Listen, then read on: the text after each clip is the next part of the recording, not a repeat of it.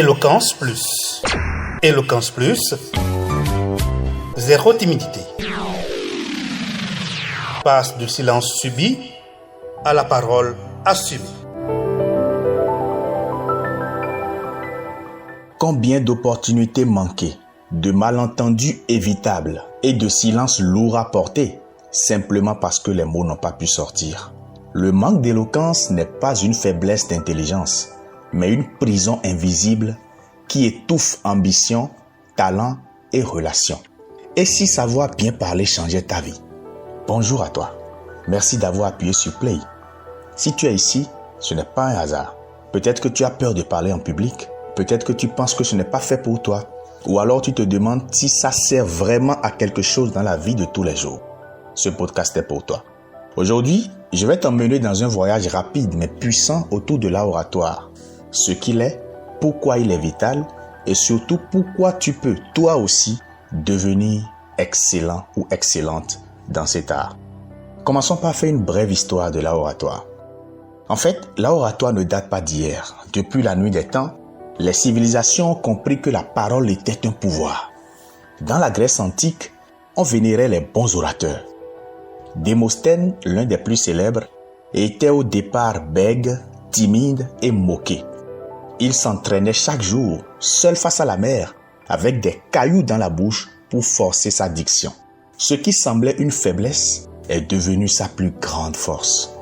Dans la Rome antique, Cicéron utilisait la parole pour influencer la politique et défendre des causes.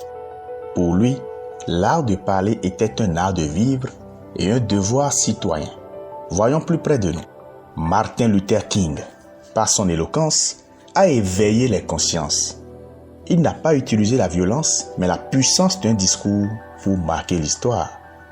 Nelson Mandela, en sortant de prison, aurait pu appeler à la vengeance, mais il a choisi la voie de la paix, par la parole.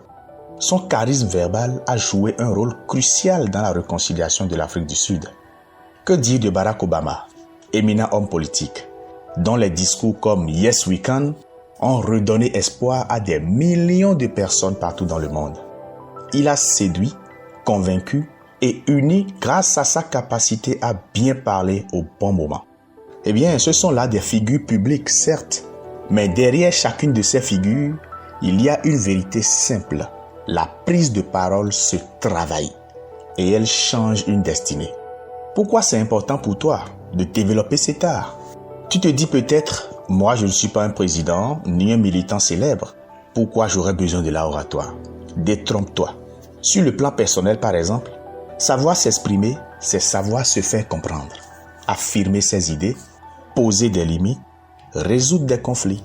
Sur le plan professionnel, que tu sois salarié, entrepreneur ou en recherche d'emploi, ta capacité à parler impacte tes entretiens, tes réunions, tes négociations, tes ventes et tes différentes présentations. Sur le plan entrepreneurial, un bon produit ou un bon service ne suffit pas. Il faut savoir le présenter, le vendre, convaincre. En un mot, le marketer efficacement. Les meilleurs orateurs sont souvent de meilleurs leaders, mais aussi d'excellents vendeurs. Écoute, tu veux convaincre ton patron d'une idée? Tu as besoin de la parole. Tu veux réussir un entretien d'embauche? Tu dois t'exprimer avec assurance. Tu veux mieux vendre ton produit, ton projet ou toi-même? Tu dois captiver ton auditeur. Tu veux inspirer tes enfants ou ta communauté? Tu dois savoir raconter, toucher, motiver. Dans le milieu professionnel, entrepreneurial, associatif ou même familial, ta capacité à parler devient une arme douce, redoutable, mais puissante. Et une parole bien utilisée ouvre des portes qu'aucun diplôme ne peut ouvrir seul. Je te vois venir. Tu peux te dire, voilà, il y a beaucoup de choses qui se disent sur l'oratoire. Est-ce que je pourrais vraiment progresser? Est-ce que je pourrais vraiment devenir excellent? Il y a tellement de choses qui se disent, mais laisse-moi te les déconstruire très très rapidement. Oh, je suis timide, donc je ne pourrai jamais parler en public. Faux. Beaucoup de grands orateurs étaient timides. Le courage ne veut pas dire ne pas avoir peur, mais agir malgré la peur. Oh, il faut être extraverti ou avoir une grosse voix pour captiver un public. Faux. L'impact ne dépend pas du volume de ta voix, mais de la clarté de ton message et de la sincérité qui l'accompagne. Oh, parler en public, c'est inné. Ces gens-là sont nés avec. Faux. Comme on apprend à conduire, à cuisiner, ou comme on acquiert toute autre compétence, l'éloquence s'apprend. Oh, c'est réservé aux élites, aux politiciens ou aux stars. Encore faux. Que tu sois étudiant, commerçant, artisan, manager ou jeune entrepreneur, ta parole peut t'ouvrir des portes que même tes diplômes ne peuvent pas ouvrir. L'oratoire est réservé à toutes celles et ceux qui ont un message à faire passer. Ce n'est pas une question de naître avec. Bonne nouvelle, toi aussi tu peux devenir excellent orateur ou excellente oratrice. Voici la vérité. On ne devient pas bon orateur par accident. Ça c'est certain. On ne le devient par intention, par formation et par pratique. Et ça, tu n'as pas besoin d'attendre 10 ans pour le faire. Tu as en toi tout ce qu'il te faut pour devenir un excellent orateur, une bonne oratrice. Ce qu'il te faut maintenant, c'est quoi? Une décision. Décider de ne plus laisser ta peur parler à ta place. Décider de ne plus te laisser terroriser, tétaniser. Tu as besoin d'une bonne formation ou un accompagnement. Parce que comme tout art, il y a des méthodes, des codes, des outils, des techniques à découvrir. Avec des exercices ciblés, ta voix devient plus claire, ton message plus impactant, ton attitude plus confiante. Tu as enfin besoin de la pratique. Parce que ici, on ne fait pas d'effet yo-yo. La répétition crée l'assurance. La répétition crée la confiance et la sérénité. Ça casse la peur. Je suis moi-même passé par là. Je connais les tremblements, les trous de mémoire, la honte après une intervention ratée et tous les symptômes du manque d'assurance. J'ai vu des gens piquer des palus en pleine présentation. Oui, mais j'ai aussi connu la transformation radicale parce que j'ai travaillé. Et aujourd'hui, je vis une partie de ma mission à travers ma voix. Et je veux aider beaucoup de personnes à faire pareil.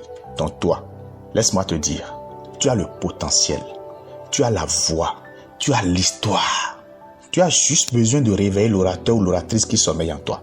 Alors, ne laisse plus la peur, la honte ou les préjugés te voler ton pouvoir d'expression. Tu peux apprendre, tu peux évoluer, tu peux inspirer. L'oratoire n'est pas réservé à une élite. Il est réservé à ceux qui veulent devenir grands que leur peur. Alors, que tu sois débutant ou déjà à l'aise, ce podcast est ton déclic. Ne garde pas ta voix dans l'ombre. Elle peut élever, guérir, convaincre et transformer. En quelques semaines, tu peux déjà surprendre ton entourage par ton évolution. Ta voix est ton pouvoir. Utilise-la. Merci beaucoup pour ton écoute. Si ce message t'a parlé, partage-le à quelqu'un ou à quelqu'une qui en a besoin. Et surtout, n'oublie jamais, en parlant mieux, tu vis mieux. Bien parler, c'est bien vivre. Mal parler, c'est se taire devant sa propre destinée. Comme j'aime bien le dire, le penser sans pouvoir l'affirmer, c'est un suicide de l'esprit. À très bientôt pour un nouvel épisode. C'était Cédric Aholou, conférencier, formateur et coach en oratoire. Tu peux me contacter au +229 01 94 61 03 93. À ton succès oratoire et à très très bientôt. Éloquence plus. Éloquence plus. Zéro timidité. Passe du silence subi à la parole assumée.